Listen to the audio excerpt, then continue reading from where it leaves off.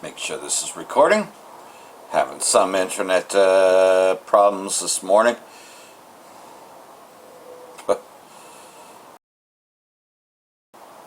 Okay, I guess it's working.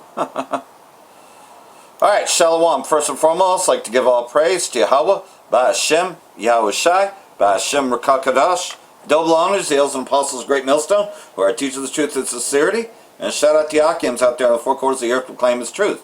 Braka the Yahweh, Braka the Yahweh Shai, Ba'Hashem Rakakadash, Brakatum. So, live lesson in premier mode, and it's going right now, and just going to get into this.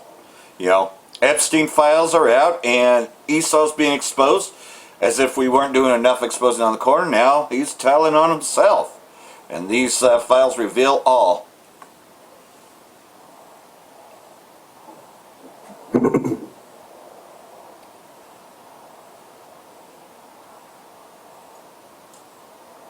All right, Shalom. Before I get started, I want to give all the praise, honor, and glory to Yahweh B'Hashem, Yahweh Shai, B'Hashem Rakakwadash. Double honors to the apostles and elders of Great Millstone who taught me this. Yeah, wouldn't you know it? Internet problems. True. Shalom to the hopeful elect. All right, I'm back with another live lesson through the Holy Spirit. The Rakakwadash. Pray that this lesson is edifying and also informative. All right. So we're going to get into the satanic panic exposing the inner works of darkness. Okay. And I want to say this too. All of this shit that's coming out on the mainstream, that's being exposed. All right. You scoffers, demons. There's nothing else that you can say to us. All right. And that's the point of me doing this lesson. All right. This whole entire world is ruled by wickedness, by darkness, real quick. Job 9:24. And it reads, Job 9:24, the earth is given into the hand of the wicked. He covered the faces of the judges thereof. If not, where and who is he? All right. So again, if this so-called white man is Edomite, all right, going back to the international banking elites, these so-called, royal families, satanic families. All right. If these people are not wicked, then where and who is he? All right. And I just wanted to go back and show you some things, because this clip that I'm going to play was about 5-6 years ago, and it goes back into the QAnon, so-called conspiracy or whatnot, man. So they were talking about this stuff. It was a big deal. Excuse me. It was a big deal back then, concerning the politics and whatnot, and the things that they were doing behind the scenes, sacrificing kids, the trafficking, and all that shit. But now it's come to a head, right? Real fast before we get into it. Isaiah 47. All right. This is all being exposed. The inner workings, the inner works of darkness, the Satanism, the trafficking, the cannibalism. It's over, man. All right. Isaiah 47. Isaiah 47:1. Come down and sit in the dust. All right. That dust represents confusion and being brought low. Come down and sit in the dust, O virgin daughter of Babylon. That's America. All right. Sit on the ground. There is no throne, O daughter of the Chaldeans. But thou shalt no more be called tender and delicate. Verse 2 to the point.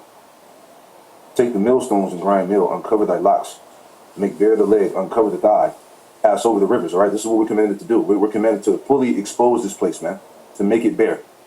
All right, we've been speaking about, the conspiracies, which are no longer conspiracy theories, but they're facts, conspiracy facts. All right, we've been going into the secret societies, the secret councils. All right, Elder Apostle Gabar has been going heavy into the old school videos, of all these videos from back in the 80s, 70s, exposing everything that's going on in America now. All right, the rituals. Okay, what this man is doing to the food, what he's doing to the planet. Okay, everything, man. All right, take the millstones, grind meal, uncover thy locks, make bare the leg, uncover the thigh, pass over the rivers. Thy nakedness shall be uncovered. Right, this is what's happening to these devils. Their nakedness is being uncovered, it's being exposed and revealed. Yea, thy shame shall be seen. Right. I will take vengeance, and I will not meet thee as a man, because Yahweh Shai is coming back in an angelic force. All right? So let's get into this thing, man. All right? Like I said, there's nothing else you fucking people out there can tell us. All right? Babylon the Great America is over. All right? And I had screenshotted this photo from back, 2020. Okay? Because when the talks of, PDF files and these satanic rituals were making mainstream, they tried to gaslight people to say that, the ones that believed on this information was crazy. All right? So now it's all coming back to bite them. All right? Nearly 1 in 5 U.S. adults say they believe Satan-worshiping, child-enslaving elites seek to control politics and media. This is true. All right, this was off a CBS interview. I tried to find the actual clip where I screenshotted this from. All right, but they were going crazy. I remember. All right, they were doing everything in their power to try to convince people that this is just propaganda.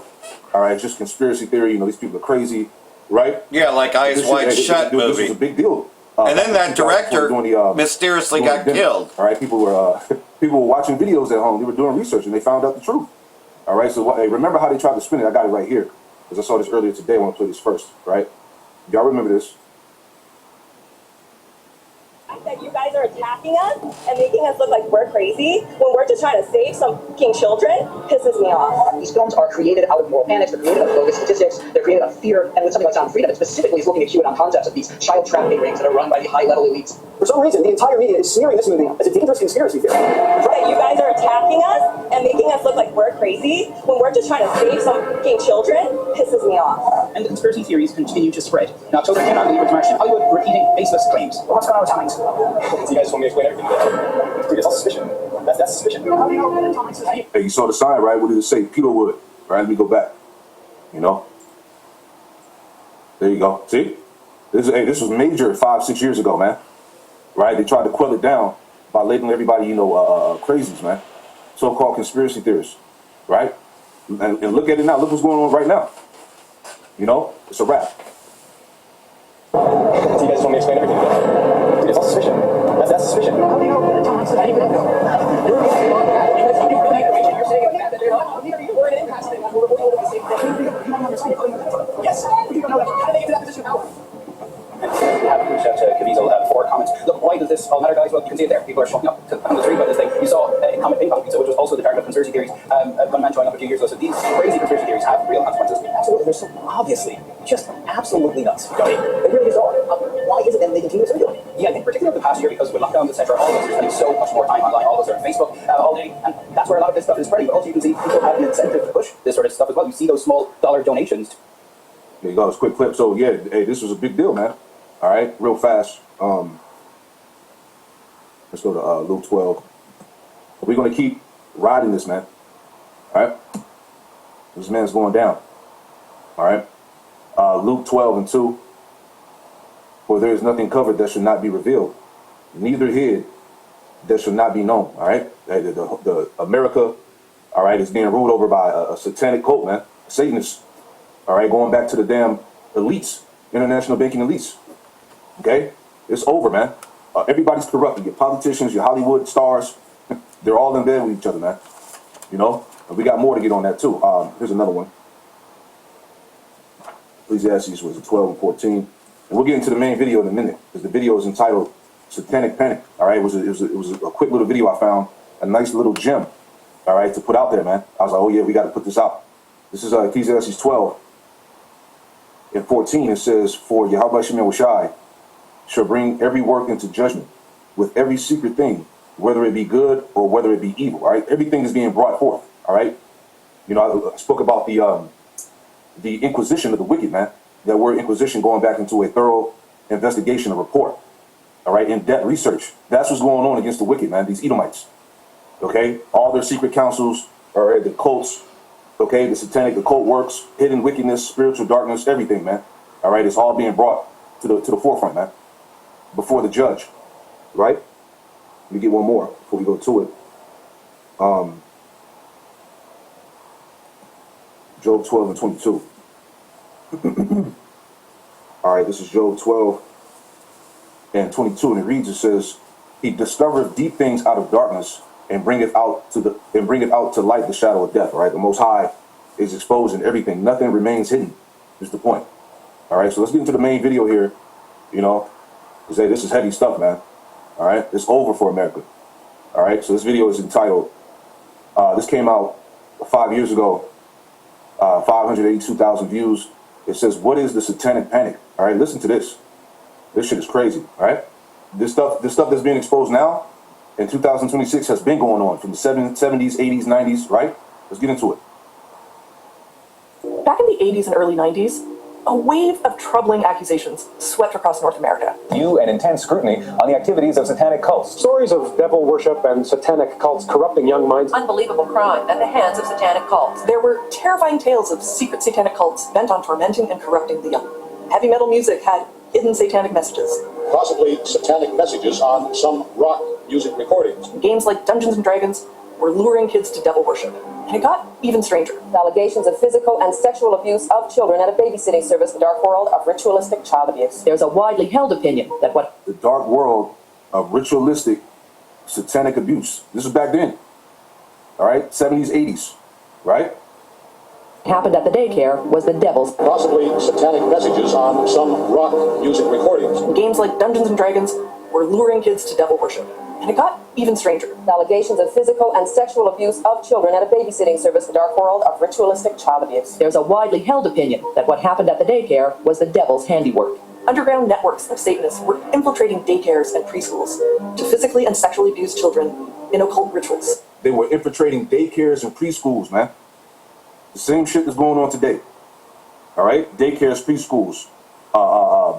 What else? They have those child care clinics, churches. You see?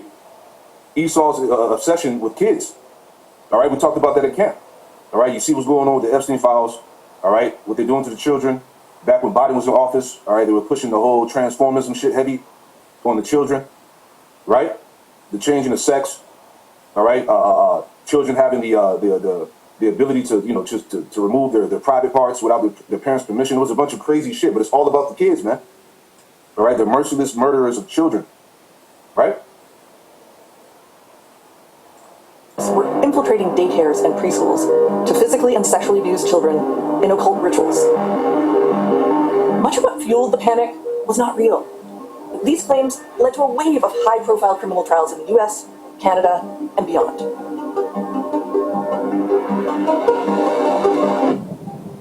The cases often followed a similar pattern. An initial report of physical or sexual abuse at a daycare would snowball, taking on a life of its own. Overzealous interveners, everyone from parents to police to counselors, would question children, some as young as 2 years old, in ways now known to produce false allegations. Children began to talk about animal sacrifices, blood rituals, secret tunnels, even cannibalism. Yeah, secret tunnels, right? Remember what happened in New York? Right? They found the tunnels with the small hats. All right? They found all types of shit on the ground, man. And what did they do? They tried to cement it up, block it up so people wouldn't find out. All right? The different tunnels that's been revealed across America, these underground cities. All right? For trafficking to go unnoticed. Yep. All right? And Donald Trump is the That greatest was child fucking wicked, molester of all. All right? How about Shemel Shah has to No wonder destroy why this he has to do what right. Satan Yahoo tells him. All right? The slaves of men. Just thinking about that. Let me get that real quick. All right? And the souls of men, right? And Melania Trump is nothing but a handler in charge of them, just like Sharon Osbourne was in charge of Ozzy Osbourne. Yep. These Revelation Amalekites, 18:13. the Zionists. All right. We'll start at 10. Revelation 18:10, standing afar off for the fear of a torment, saying, Alas, alas, that great city Babylon, the mighty city, for in 1 hour is thy judgment come. And that's all it's going to take. All right? Just 1 hour for the Lord to completely, annihilate this land. All right?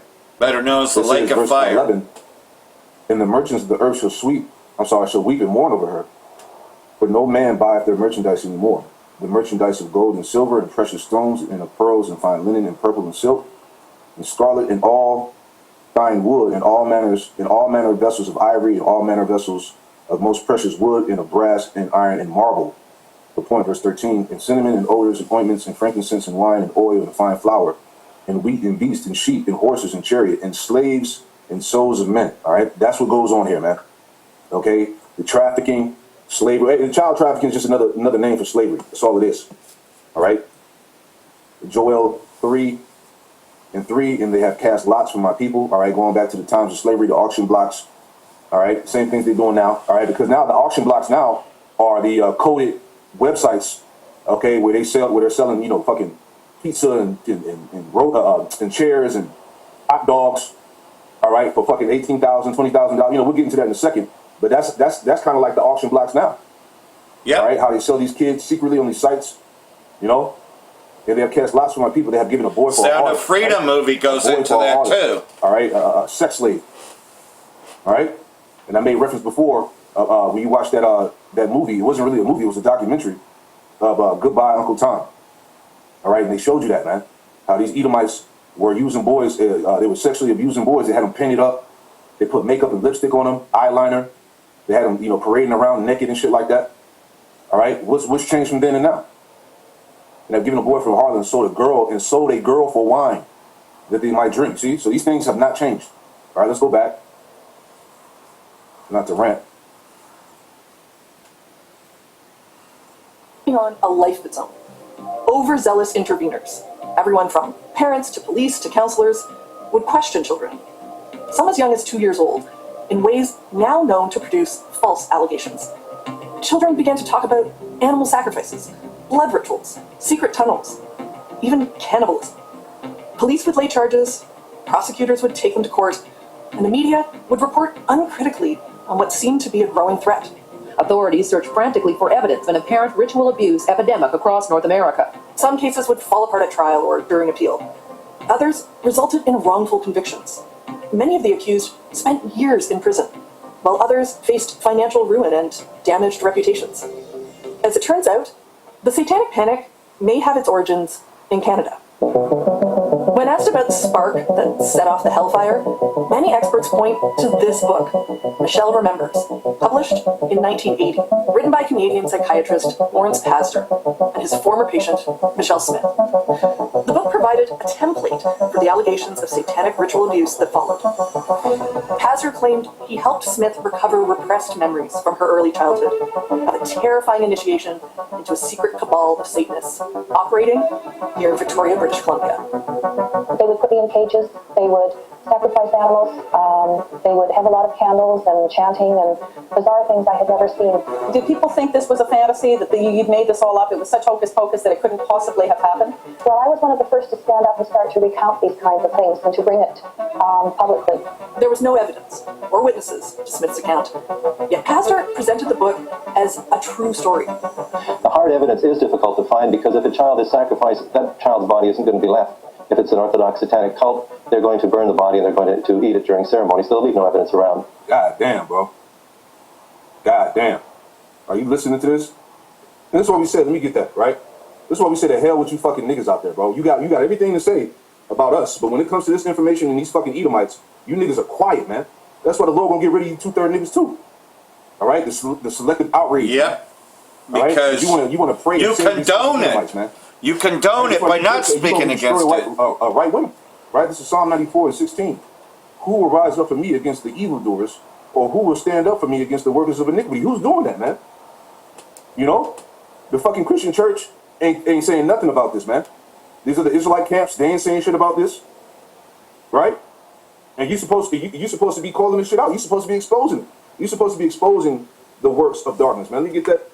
In 2020, I was calling Chump out for being a child molester way before all the shit that's out there now.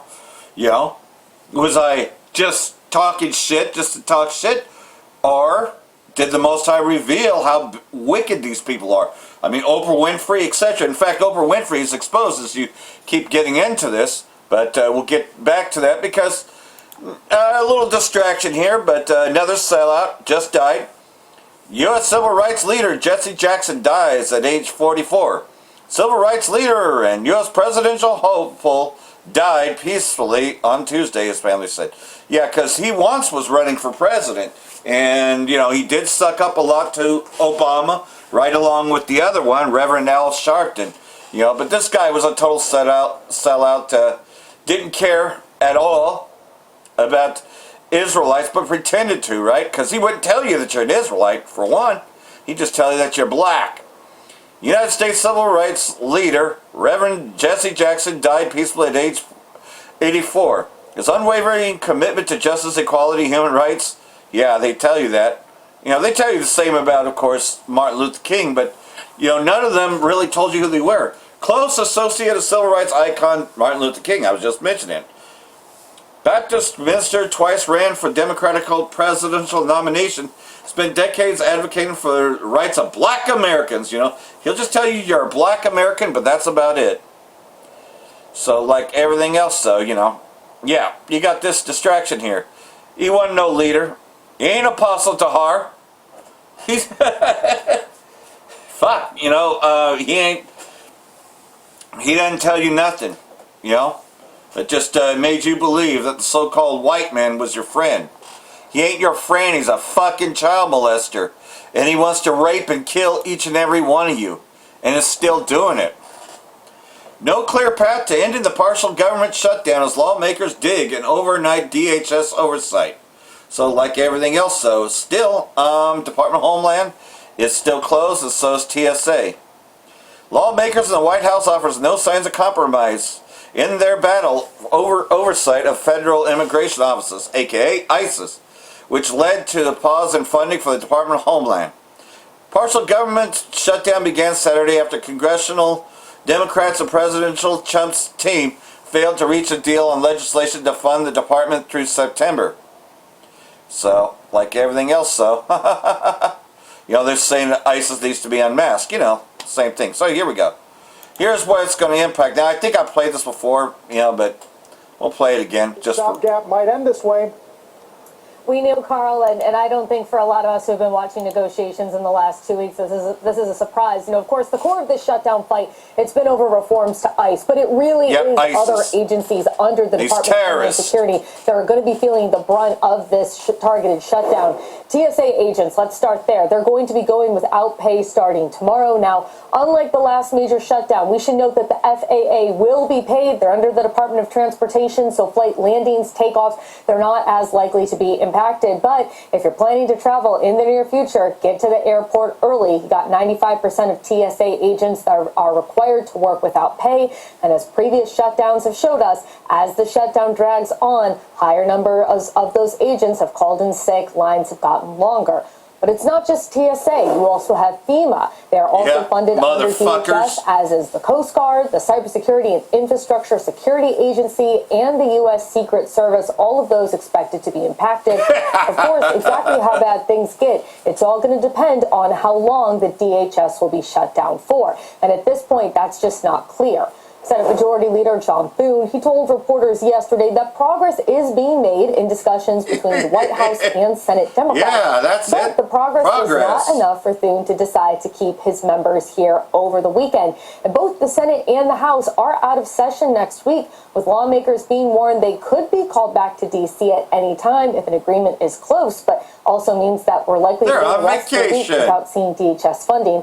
White House and Senate Democrats spent most of the last week sending each other proposals and subsequently rejecting what each side is offering. Still, the talks are ongoing, and Thune expressed optimism that there is a middle ground here.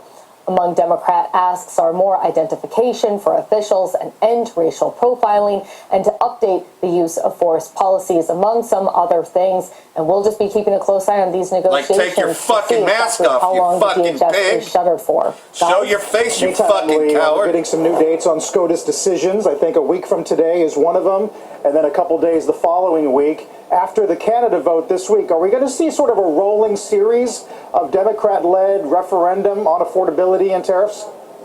You know, Carl, that is the plan. You know, obviously the tariff vote this week was just on Canada. We've already heard Democrats say Canada's not going to be the last one we're going to do. We're going to look at Mexico. We're going to look at Brazil. We're going to look globally. Of course, obviously, if the Supreme Court weighs in, will be interesting to see how that might impact Congress's plan.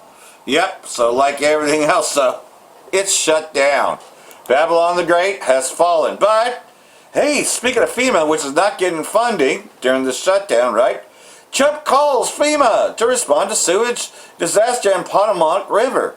President Trump directing FEMA to respond to a sewage spill on the Potomac River, calling it massive ecological disaster, blaming local leaders for not handling the crisis. Yep. Because like everything else, though, because he's so good at running the country, he can tell other lawmakers how to run things because he's so good at running the country. You know, a little sarcasm there. Over 250 million gallons of sewage poured into the Potomac River, one of the largest spills in U.S. history. And you see, this devil's just poisoning the earth everywhere. Water samples collected at the site, high levels of E. coli and Staphylococcus aureus, the bacteria that causes staph infections. Yep, spreading disease. That's all that Esau does, because he is the disease. But like everything else, though, you know, unredacted, Oprah Winfrey is now in, wearing jewelry made from child body parts, because Oprah Winfrey, she's another black rights, civil rights leader, right? Would tell you that Jesse Jackson was fucking great, right? For the first time ever, she's proud of her country because they voted for Obama, which was more interested in faggots than he was in, you jakes. Not Oprah Winfrey. Yes, Oprah Winfrey involved, Yeah, two-thirds jakes are just as bad as Epstein, because they idolize Esau. And Oprah Winfrey, Jesse Jackson, we're all in bed with them. Same with the Reverend Al Sharpton. We're all in bed with Jeffrey Epstein. Mainstream media's official narrative. Oprah's 3-decade orbit of paedophiles, traffickers and baby farmers was just bad luck.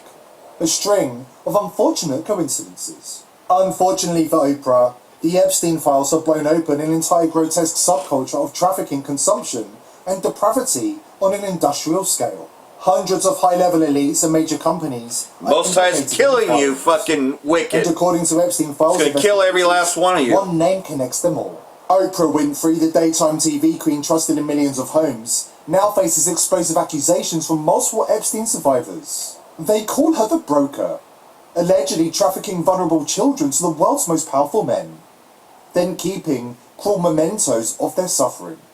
Body parts that she wears as gold-encrusted jewellery, even while offering sympathy on air to grieving mothers searching for their missing daughters. Strap yourself in.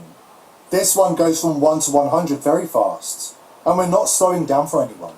Before we dive in, subscribe to the this guy exposes a lot of and this. we also link John of God to Jeffrey Epstein and Oprah, who allegedly connected the two. According to sources close to the investigations, Oprah has been hiding in plain sight, rubbing shoulders with some of the most infamous names in child trafficking and exploitation, all while using her public platform to slowly, methodically normalise the unthinkable. People don't understand. A big part of the confusion and shame for child victims is that the attention and the seduction from the predator, who is probably going to be somebody you know. Right. In order for it to work, it has to be somebody you know, somebody you admire, somebody you respect, or maybe even love. You're 7 years old and someone is stroking your it feels good. I have said for years, if the abuser is any good, you won't even know it's happened. FBI insiders are finally saying out loud what our research has been exposing for years. Oprah wasn't just merely Jeffrey Epstein's associate. She wasn't just John of God's friend. She was their partner in crime. Investigators have uncovered proof that she played a direct role in funneling vulnerable children and newborn babies straight into the hands of the global elite, while the Hollywood elite showered her with praise. And she graciously accepted every glittering trophy, including Disney's own Legend Award, the highest honour the Mouse House bestows. Defined by a show. I think we are defined by the way we treat ourselves and the way we treat other people. Yeah.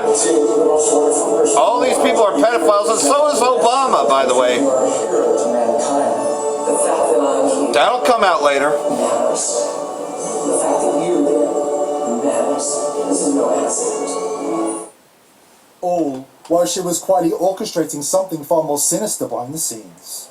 Disney cruise ships, packed with wide-eyed kids, routinely docked in Little St. James. They're showing a photo of him at Disney. He's sitting down at the table, Piglet's behind him. It's him and another guy sitting down, and this guy is holding this girl, like by her arms like this. That same girl is in another photo with Epstein. They're on the plane. She's she's sleeping, she's laying down, and he's holding her like this. Then, come to find out, Disney sends kids to his island for snorkeling trips for like 9 years. Snorkeling.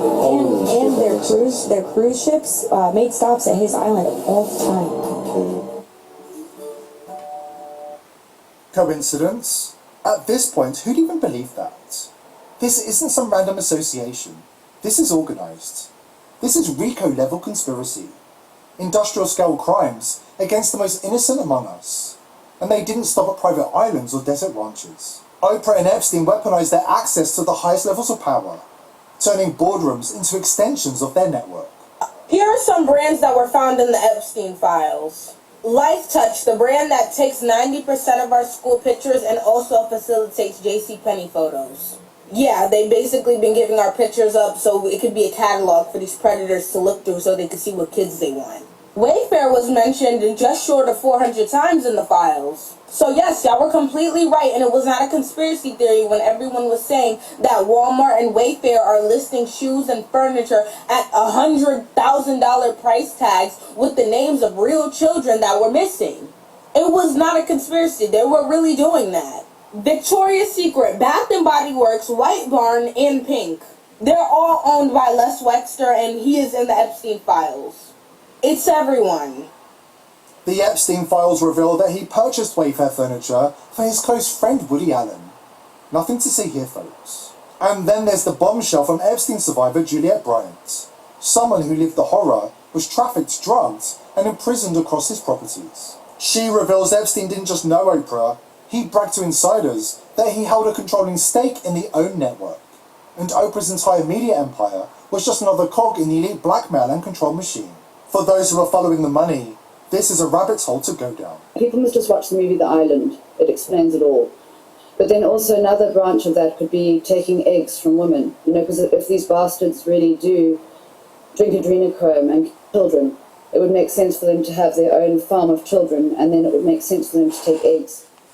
Again, it's just something I've considered. And absolutely, and there's evidence of that on the top level of Oprah being involved with John of God. That was a farm for women having children. I was told that Epstein owned Oprah's network. I was told that he owned L'Oreal and he owned Oprah's network, which is called King Network. Someone told me that along the way when I was there. Epstein bragged about turning the place into an underground baby factory. A twisted vision of impregnating young girls, harvesting their children, and seeding what he called his superior bloodline. Eugenics on steroids. Pure nightmare fuel, courtesy of Oprah Winfrey and her network. Epstein victim Hope Beryl Green reveals that aborted babies were being experimented on in a cryogenic kind of machine, all done underground at Zorro Ranch. I mean, Epstein was there were babies that had been aborted or that So yes, Jesse Jackson was one of them, as well as Reverend L. Sharpton. A machine that they were doing. They are all involved very heavily with Epstein and Oprah and Obama. Of course. He had a lot of connections. Stephen Hawkins was there, and there was a lot of evil was done through him. Or what he was actually saying, kind of communicating, this is what I want you to do to this child. Flight logs, eyewitness accounts, redacted DOJ files, sealed grand jury testimony. Multiple sources now place Oprah boots on the ground at Zorro Ranch. Not once, multiple times. What exactly was Oprah's job title when she walked the tunnels under Zorro Ranch? Was she Epstein's recruiter? His high priestess in the dark? Now, thanks to brave whistleblowers, we're going deeper than we've ever gone before. But first, an important word from our sponsor. So, like everything else, so you see that the Most High has been exposing Esau on every corner through the prophets, right? The servants of prophets, right? But, hey, you know, as we get closer and closer, right? They got to have distractions from this stuff, right? You know? And, well, why not? Why not just have a war? You know? Wars and rumors of wars, well, we're there. You see, like everything else, you know, Jeremiah chapter 49 in particular, it tells you that Esau is going to be exposed before he gets destroyed. And we're here. We're in those chapters right now. We are literally living in Jeremiah chapter 49. Yep. And we're going to see the destruction of Esau Edom in our lifetime. Not too far around the corner. But the Most High, He's going to keep exposing Esau. And there's more. So, opening up the map of the Valley of Jehoshaphat, which is right there between Syria and Jordan, and, you know, Israeli state, all of these places are connected, and this regional war is about to happen in this, you know, not too distant future, right? But you're hearing it, right? You know, Esau will be exposed before the war breaks out. But he also mandated to everybody that they must have an implantable device, right? The final enslavement. And that's right around the corner as well. As you know, there's a January 1st deadline for the digital wallet. You know, it's mandated that everybody will have to have a digital wallet, and that the old cash system will be done away with. But two things can be true at the same time. The region is drifting into a more dangerous phase under Trump's pressure campaign, and Tehran is answering in a very modern way, by turning imagery into strategy. Over the past days, Iranian-linked outlets and regional chatter have fixated on a demonstration clip aimed at U.S. posture in Jordan, and separately on a fresh wave of missile showcase footage centered on the Khorramshahr 4. The missile Iran also brands K-Bar. Put those side by side. Iran has recently shared a new video of one of its most powerful missiles into the global spotlight. Rather than whispering threats, Tehran chose to show them, unveiling its Khorramshahr 4 ballistic missile. Tensions in the Middle East have once again moved into focus after Iranian state media released footage showing the launch of the Khorramshahr 4 ballistic missile, also known as the K-Bar missile.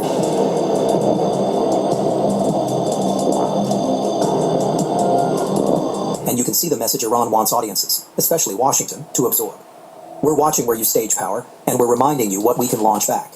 Now, quick clarity before we go deeper, because it matters for credibility. Tower 22 is widely described as a small, remote outpost near Jordan's borders with Syria and Iraq, tied to logistics and support missions. Not the kind of large fighter jet ramp you'd associate with rows of F-15s and F-16s. When social media posts describe jets lined up on the tarmac, the base that keeps coming up in current reporting and viral clips is Muwafaq Salti Air Base near Azraq, a key hub for U.S. and allied aviation in Jordan. That distinction is exactly why these videos and claims spread so fast, because people blur locations, and the blur itself becomes part of the psychological effect. If you value this kind of clear-eyed reporting that cuts through the noise, take a second to like and collect framing that reads more like target familiarization than casual observation. Some versions floating online are described as animated or stylized, rather than raw drone footage, and that's important. An animation can still be a deterrent signal. It doesn't have to be a literal live camera feed to achieve the point. The point is narrative control. We've studied the layout. We understand the ecosystem of support vehicles, shelters, radar or sensor zones, and the rhythm of operations. In a region where U.S. air power often functions as the ultimate pressure lever, Iran's counter move is to say, your airfields and staging hubs aren't abstract to us. And here's where the timing starts to look deliberate. Trump's posture, public threats mixed with talks, creates a constant background hum of maybe strikes, maybe escalation. In that kind of environment, Iran doesn't want to be seen as charging headfirst into war, but it also refuses to look intimidated. So it reaches for a calibrated display, show enough to inject doubt into the opponent's confidence, while staying below the threshold of direct kinetic action. Even Western reporting around the same window describes heightened preparations, base defenses, and contingency planning, which makes Iran's media signaling feel less like random propaganda and more like a chosen instrument in the standoff. Now pivot to the second stream of messaging, the Khorramshahr 4. You've probably seen the clips or the cutdowns, missile bodies in underground corridors, transporter erector vehicles staged like a cinematic reveal, doors opening to daylight, and launch-themed imagery meant to scream survivability. The reporting around this has been unusually synchronized. Multiple outlets describing deployment in underground facilities, linked explicitly to deterrence messaging and the broader U.S.-Iran tension cycle. And I want to correct one technical point that gets mangled constantly in online commentary. Khorramshahr 4 is widely described as liquid-fueled in many technical profiles, even as people online casually label it solid fuel, because it sounds more advanced. That doesn't reduce the threat value, it just keeps the analysis honest. The core headline details that keep recurring in credible reporting are these: a stated range around 2,000 kilometers, and a very heavy payload class, often described around 1,500 kilograms, sometimes framed as over 1 ton, depending on the source. That combination is not about pinprick symbolism. It's about forcing adversaries to think in terms of serious warhead mass and regional reach. And when Iran pairs those figures with underground basing imagery, what gets popularly called missile cities, it's sending a survivability claim. You won't cleanly preempt this with one opening blow, so why pump out these videos now? Because Iran is playing a deterrence chess match that the West pretends not to understand while practicing it daily. When the U.S. parks power near your borders, runs surveillance, and keeps the military option on the table, that's called stability in Western language. When Iran showcases what it can see and what it can fire, it's labeled provocation. That double standard is not a side issue, it's the fuel. Tehran's calculation looks like this: increase the perceived costs of attack, widen the circle of uncertainty around U.S. basing in the region, and do it in a way that preserves deniability and keeps escalation controlled. Now let's talk military reality. What makes a U.S. or Israeli strike on Iran a potentially disastrous, costly blunder, even if the attackers have superior airframes and stealth platforms? First, Iran is not a single target problem. It's a layered, distributed problem. geography, redundancy, hardened sites, mobile launchers, underground infrastructure, and a doctrine built around absorbing a first punch and responding across multiple domains. Even Western summaries of Iran's missile force emphasize the breadth of systems and the logic of dispersal and hardening. Second, saturation and cost exchange. This is where drones like the Shahed 136 and families adjacent to it matter, not because one drone is magical, but because quantity changes the math. Cheap, plentiful one-way drones force defenders to either spend expensive interceptors or accept leakage. And the swarm logic has been discussed for years in mainstream defense coverage, because it flips the cost equation. When Iran signals drones alongside missiles, it's hinting at a layered raid problem: distract, saturate, then push higher-end munitions through stressed defenses. Third, the medium-range ballistic backbone. Names you mentioned like Imad and the broader Sajil class. Sajil is consistently cited as a 2,000-kilometer range category in major summaries, and Imad around 1,700 kilometers.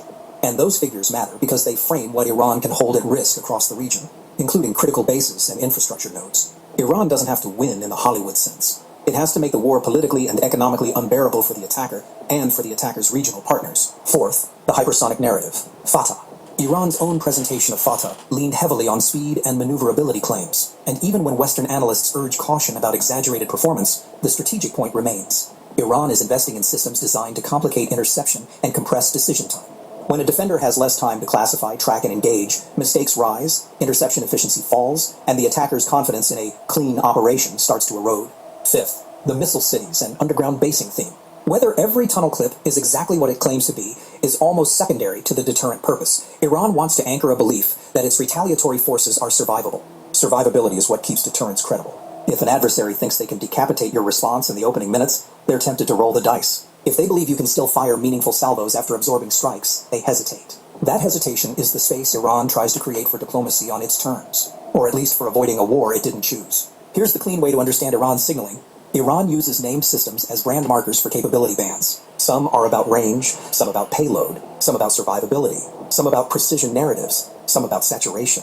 When Tehran pushes multiple names into the same media cycle, it's not just flexing, it's building a layered deterrence story for multiple audiences at once. U.S. planners, Israeli decision-makers, Gulf states hosting U.S. assets, and Iran's own domestic public. And it's doing it while pointing to the West's selective outrage. The same capitals that normalize Israeli strike doctrines and U.S. forward basing suddenly discover rules when Iran broadcasts deterrence content. So where is the endpoint? It leaves us in a tense, media-saturated confrontation where images and clips are being used like pressure waves, meant to shape calculations without firing a shot. Trump's approach historically thrives on brinkmanship and public threat. Iran's counter-approach thrives on patience, ambiguity, and cost imposition. That's why you're seeing the Jordan airbase familiarization content and the Khorramshahr 4 underground showcase circulate in the same breath. It's Iran saying, we see your staging, we've built survivable response, and we're not negotiating from fear. The danger, of course, is miscalculation, someone believing their own propaganda, or assuming the other side will blink when they won't. Thank you for watching. See you in the next one. So, like everything else, are they just blinking or winking at each other? Or will it come to be? Either way, though, they have been able to do one thing, and that is delay. But it's the Most High that's delaying these things because, obviously, you got to give it time. Wait patiently for it because it's surely coming, not tarry, right? Esau has to be exposed. All of it's got to come out, right, before he gets destroyed. And it is coming out, and we're seeing that rapidly. And yet at the same time, though, you got the distraction of wars, but yet it's still coming out. It's still coming out that they're all pedophiles in power. And everyone knows it, And it's more than just a Democrat-Republican thing. People know that people on the Democrat side are just as much of a pedophile. That Biden was a pedophile, and so was Obama. Because look at Oprah Winfrey, who's tied to both of them. Tied to a lot of people, including Reverend Jesse Jackson and Reverend Al Sharpton. All in bed together. These people are sick fucks. And that's why you 2/3 are going to be destroyed right along with Esau Edom, because you worship these people. Like Apostle Tahar said yesterday that, P. Diddy is just kindergarten shit as compared to these fucks. Oprah Winfrey has done far worse than P. Diddy. Oprah Winfrey was one of the main ones. And it's all being exposed. You 2/3 Jakes are just as bad, And that's why the Most High is going to destroy you, too. Wars of the future being planned in the Israeli state. Lindsey Graham praised the local defense industry during his visit to Tel Aviv. Republican Senator Graham said the Israeli state is ahead of the U.S. in developing cutting-edge weapons. Graham made the remarks in Tel Aviv after Israeli Prime Minister Netanyahu, an opposition leader, on Monday. Senators said D.C. should invest in Israeli defense industry rather than just writing a check for military aid. You know, just giving them unlimited support, right? But like everything else, though, you always see this picture of Netanyahu. Netanyahu doubles down on the conditions for Iran-U.S. deal. Well, we already know that they're going to attack. It's no doubt they're going to attack.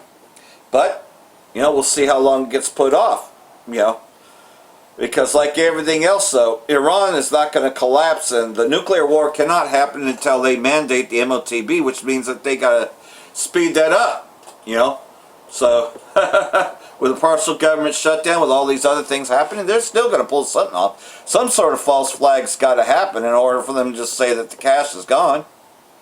Israeli Prime Minister Netanyahu made a statement on the 15th of February outlining Tel Aviv's 5 conditions for any agreement between Iran and the U.S., among them being the destruction of Iran's nuclear program. He added that Iran's missile program must be severely restricted with a maximum range of only 300 kilometers. Yeah, that's not going to happen. They're impossible conditions, and they'll give them a reason to attack. The Iranian dilemma. What risks does a military operation against Iran pose for Israeli state and the U.S.? For regional escalation to global economic shocks, a strike could trigger a cascade of strategic, economic, and geopolitical consequences. Yeah, because Iran controls the Strait of Hormuz, and they can shut that shit down at any time. Prior to the recent meeting between King Bibi and Donald Trump in the U.S., Netanyahu's office indicated Israeli intention to push for broader Iran deal. Iran wanted the discussions to extend beyond nuclear issues and include limits on the development of testing Iran's ballistic missile program. So, like everything else, though, they're going to still use this as a pretext. Oil declines as Iran says understanding reached under U.S. nuclear negotiation. Iran's foreign minister says we have reached understanding on main principles with the U.S. Oil futures fall Brent over 1% after Iran's foreign minister comments on U.S.-Iran talks. Iran offers nuclear concessions but stops short of enrichment ban. So, like everything else, though, they had already met, U.S. envoy Witkoff and Trump's son-in-law Kushner represented the U.S. side in talks with Trump, having told reporters about abroad Air Force One that he would indirectly participate in Iran's foreign minister. Agarshi is leading the Iranian side. So, like everything else, though, I hope, as like everything else, though, they're also showing that, look, man, you attack us, here's what we can do. Iran's Khamenei says U.S. warships could be sunk as nuclear talks resume in Geneva. That was published today. Iran's supreme leader, Ayatollah Khamenei, warned Tuesday that the U.S. warships currently deployed to the Persian Gulf could be sunk to the bottom of the sea. The strongest army in the world may receive a slap it cannot recover from, Khamenei said at an event in Tehran, referring to President Trump's claim that D.C. has the strongest army in the world. They keep saying that we sent a warship toward Iran. Very well, a warship is indeed a dangerous machine, but more dangerous than a warship is the weapon that can sink it to the bottom of the sea, he added. Khamenei's comments follow recent talks by Trump against Tehran and the U.S. buildup in the region. So, like everything else, though, they're letting them know, man, we will have calculated response, which is the right move to say. You don't want to cower down to the U.S. and be another stooge. Trump says indirectly involved in Iran-U.S. nuclear talks amid military threats. Iran and U.S. launch indirect Geneva nuclear talks as Trump warns of consequences and D.C. expands military pressure against Iran. Well, you can obviously see that they're not caving into U.S. pressure. Negotiations being held in the Albany Embassy in Geneva with Iran Foreign Minister Abbas Agarshi and U.S. envoy Witkoff leading their respective delegations.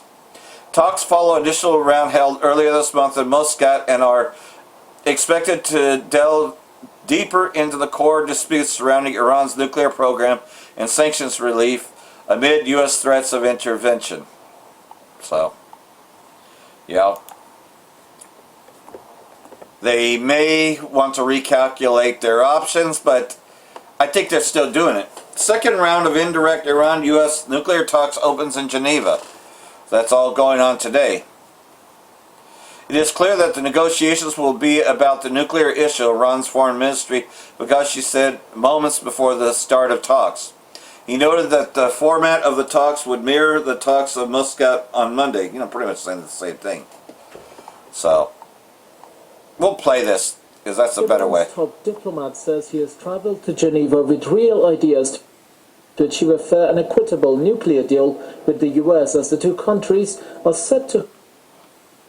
Of course, try to go live. That's why I use VLC Player as a backup, because look at this shit. Fuck this. You can't even get it to play. So, I'm not even going to try it. You know, the internet still sucks. You know, because they don't like you watching these videos. You know, and they fuck with my internet all the time. So, like everything else, though, you know, war is right around the corner, you know, and so, well, everything leading up to World War III, the Third World War that cometh quickly, right? In 1 hour, will Babylon the Great be destroyed? You know? So, pretty much, though, you know, we're in the times of Jeremiah chapter 49, you know, because that's speaking very loudly that, you know, Esau would be exposed. You know, see, now I can't even do this.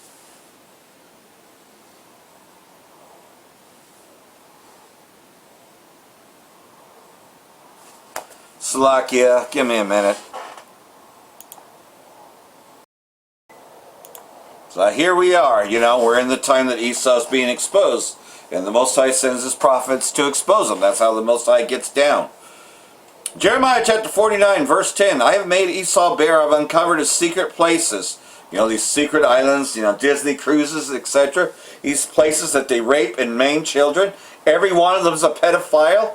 You know, all these celebrities, you know, people you think and you look up to that you idolize, you know.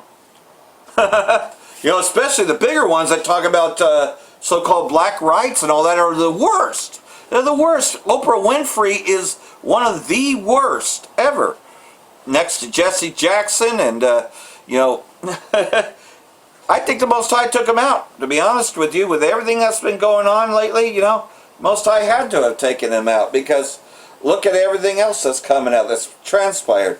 You know, I think Reverend Al Sharpton will probably be the next to go. Most High is now continuing to expose everybody that's in bed with Esau, with Epstein, because Epstein's just another name for Esau. You know, it's a mirror image of Esau, Edom, especially Amalek. I have made Esau bare, I've uncovered his secret places. He should not be able to hide himself. His seed is spoiled, and his brethren's, and his neighbors, and he is no more. You know, meaning that he can't hide behind that face. He can't, and nobody trusts him anymore. Leave thy fatherless children, I will preserve them alive, and let thy widows trust in me, because eventually he's going to be obliterated. You know, Babylon the Great will be destroyed. Verse 13, I have sworn by myself, saith the Most High, that Basra, which is another key word for America, shall become a desolation, a reproach, a waste, and a curse, and all the cities thereof shall be perpetual wastes. It's it, you know. For lo, I have made thee small among the heathen and despised among men. Everybody knows that America is great Satan. You know, just like the symbolism of Baal being taken down and destroyed, you know, the idols of Egypt shall melt in his presence. The Most High is going to destroy Esau once and for all. Yahushua and the angels are coming back to gather the elect and to destroy this place once and for all, and we're hasting for that. And like everything else, you know, we're just going to keep on doing what we got to do. We pray we're part of the hopeful elect to be spared from the destruction that's coming. And I got one more here to sum this whole thing out, because this war is right around the corner. Shalom, Brak of the Yahweh, Brak of the Yahweh Shai, Ba'ashem Rakakadosh, Wa abab bal. Brakathum, Jehovah elect. Shalom.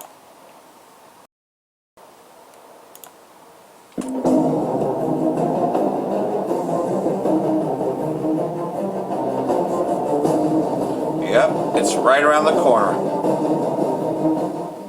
Despite engaging in talks with Iran, the U.S. has bolstered its military presence in the Middle East by deploying a second aircraft carrier, with reports suggesting that the administration of President Donald Trump is planning extended operations against the Islamic Republic. Trump's decision to send a second aircraft carrier was confirmed on February 13th. The U.S. didn't, however, send just any carrier, but rather its newest and largest, the USS Gerald R. Ford. The Ford and its strike group are currently in the Caribbean Sea. The group will likely need 3 or 4 weeks to arrive in the Middle East. There they will join the USS Abraham Lincoln aircraft carrier and its strike group, which arrived in the region earlier this month. The deployment of the Ford may not be the height of the ongoing U.S. military buildup. There are signs that a third aircraft carrier could soon be sent there. The USS George H.W. Bush and its strike group are conducting drills off the coast of Virginia and may be readying for deployment in the Middle East. Like the Ford, the Bush could take up to a month to arrive in the region. On February 14th, a report by Reuters revealed that the U.S. military is preparing sustained, weeks-long operations against Iran. The campaign would see the U.S. attacking Iranian state and security facilities, not just nuclear infrastructure. Despite the escalation, it was reported on the very same day that the U.S. and Iran are expected to hold a second round of nuclear talks in Geneva on February 17th in an effort to reach a deal that prevents war. The talks will not be easy, however, as Israel, which will likely join any American attack on the Islamic Republic, made some very difficult demands. Israeli Prime Minister Benjamin Netanyahu on February 15th stated that Iran should hand over all of its enriched uranium and completely give up on enrichment capabilities. He even called for limiting the range of Iranian missiles to just 300 kilometers, far less than the distance from the Islamic Republic to Israel. Netanyahu didn't stop there. He also said that any agreement should also address Iran's support for its allies in the Middle East. Taking into account the massive U.S. military buildup and the difficult demands set by Israel, it is highly unlikely that the upcoming round of talks will produce anything.